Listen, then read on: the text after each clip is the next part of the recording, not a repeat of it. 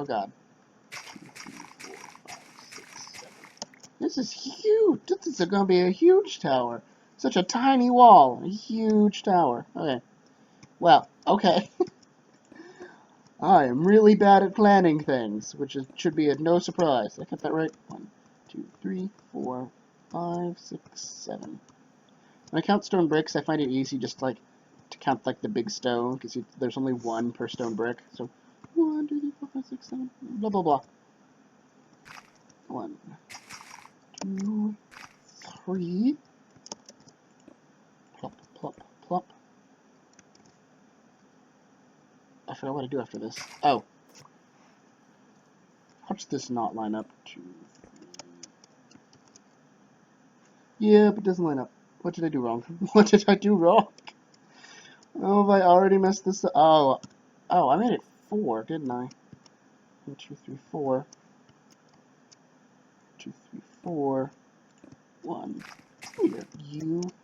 2, 3, 4, 5. 6, 7. 1, 2. Yeah, I'm just 3, 4. 1, 2, 3, 4, 5, 6, 7. 4. Oh, okay, that matches up. Let's dig this crap back up.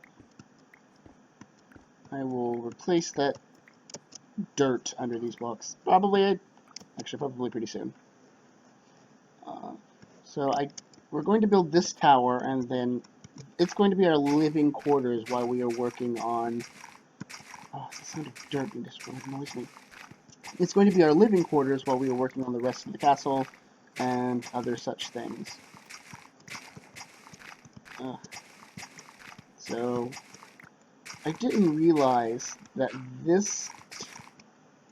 Oopsies. It was not intended. Didn't realize this tower was going to be this big when I made that wall over there. As you may have guessed, I'm really bad at planning things beforehand. I usually just kind of fly by the seat of my pants and see what's going to happen. So this tower is going to be massive, as will the other 4 towers, as it turns out, if I'm making a symmetrical castle, and I can't not make a symmetrical castle. Sorry, my cat just walked in, and he's just like sitting on the floor staring at me deep into my soul. What are you doing? You making a video there? Oh, you jumped up here. No. I know what you're wanting to do. Don't you walk on my keyboard. You stay away, kitty. You stay away. Oh, it's nighttime. I should go to sleep. So yeah. Considering how large around it is, I'm talking with my hands again. How large around it is going to be... Oh, really good timing. Cook you. It's going to be really awkward unless we also make it super tall. Excuse me. Thank you. So, I guess I'm not super. I like to have my floors be a height of like 3 blocks. So 3 blocks in the ground, 4, and then another 3, and the ground on top of that is 2. That's 8 blocks high, which is what? 1, 2, 3, 4, 5, 6, 7, 8. I would probably add 1 more, which would be another 4, so 12. 1, 2, 3, 4, 5, 6, 7, 8, 9, 10, 11, 12. I'm gonna eat before I jump down. Whee! Oh, my legs. Oh, good. Just put on that is probably tall enough. That's the ceiling of the 3rd floor, and then there'll be like some crenellations on top of that. Alright, yeah, that'll do. So it'll be 3 floors tall. Watch that look awful. It's going to look awful. All the things I make are hideous. Yeah. So... Oh, yeah, I did have something else to talk about. You may have noticed that I don't have channel art. Actually, it may have been well... I'm recording this, like, Monday... April? May... what is today? May the 18th. And the last episode will be going up tomorrow, which is yesterday for you, so May 20th, and then this one will be going up the day after, so 21st. So realistically, no, I probably won't have any channel art up yet, but you never know. It could happen. There could be a good Samaritan who's like, here, I made you this artwork. It's a beautiful unicorn. Good enough. Beautiful unicorn. I don't know why they would make me a unicorn. I've never expressed any interest in them, but, you know. Most people, it seems, either have like hired someone to make some or made it themselves. But as I've stated before, I am super poor, so I can't really hire someone to do it. Like if someone would be kind enough to do it for me, that's great, but I can't pay anyone, which is unfortunate. And I lack the actual skill to draw one myself. Like I have an idea of what I want for one. I'm not gonna say anything in case spoilers, but spoilers. Spoiling my channel art, but I don't want to say anything unless it actually gets made. But although I can like clearly see it in my head, I've always had great trouble taking what I can see in my mind and like putting it to paper or screen, as the case may be in this instance. Like, it's not just for drawing either. Like, I like to write as well. Like, I jump around in the story in my head. I'll be like, oh, and there'll also be like this like, I'll have the basics of like a scene or story planned out. So I know where it's starting and where it's going to go.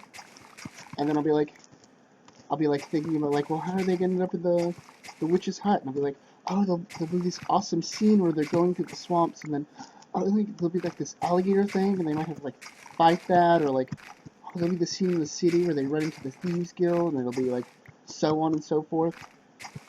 And my problem isn't that like in those instances that I can't get what I want to say on paper or screen.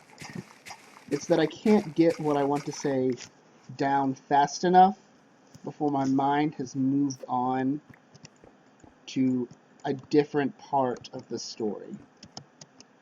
The hardest part for me isn't the starting or the keeping it up, it's the connecting the different things that I've written. Like,